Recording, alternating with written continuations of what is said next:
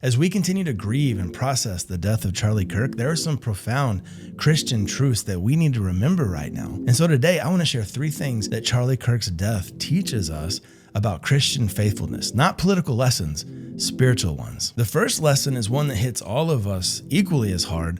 Our lives are fragile and our time is urgent. James chapter 4 tells us, "You're a mist that appears for a little while and then vanishes." Charlie Kirk had built this huge organization, influencing millions of people. He'd spoken at the highest levels of government. He had plans, he had dreams, he had a young family. But in an instant, it was all over. Think about that. This connects directly to what Jesus taught in Matthew chapter 5, where he said, "Blessed are those who are persecuted for righteousness' sake, for theirs is the kingdom of heaven." That's an incredible promise for those who are persecuted for their faith. But notice, Jesus didn't promise that we'd live long lives. He promised that standing for truth would bring persecution, and that our reward isn't here, it's in heaven. Sometimes I wonder if early Christians maybe understood this a little bit better, certainly more than those of us that live in America and don't really face that type of persecution often.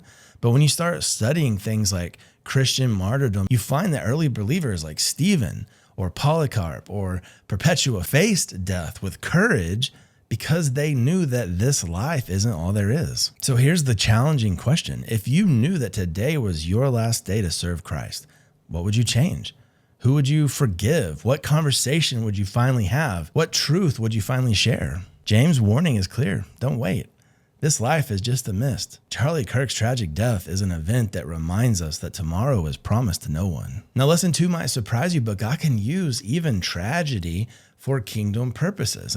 And I know that can sound harsh, especially when we're talking about current circumstances. But Romans 8:28 promises us that God works all things together for good for those who love him. Now, that's not saying that all things are good, but that God can work through all things. And there's a difference. The early church father Tertullian said the blood of the martyrs is the seed of the church. And honestly, we're already seeing this. Since Charlie's death, Turning Point USA has received over 54,000 requests from students who want to start new chapters at their school.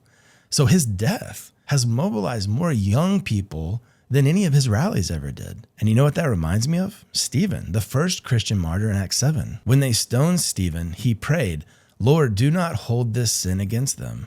Stephen's death didn't silence the gospel. Even as he was dying, he was sharing the gospel of grace, and it continued to spread. There was a man there witnessing his death, Saul, who watched Stephen die, who ended up becoming the Apostle Paul. I know this doesn't always make sense, and it certainly doesn't often feel right, but we have to trust that God sees the bigger picture. I don't understand it fully.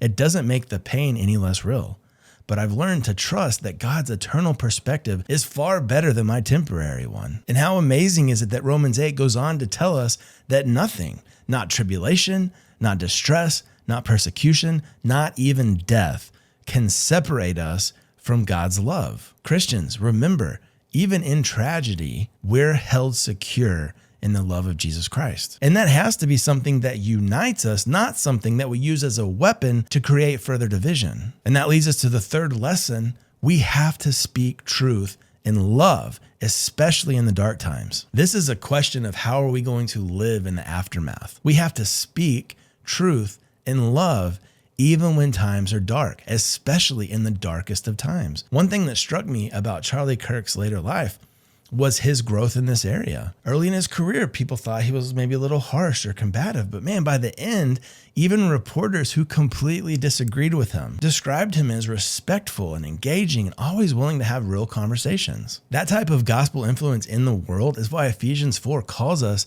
to speak with truth and love. Truth without love is just cruelty. Love without truth is just sentiment. Truth and love is what God uses to unite and heal and save and reconcile. The Apostle Paul understood this balance between truth and love. In Philippians 1, he writes, "It is my eager expectation and hope that I will not be at all ashamed, but that with full courage, now as always, Christ will be honored in my body, whether by life or by death. For to me to live is Christ, and to die is gain."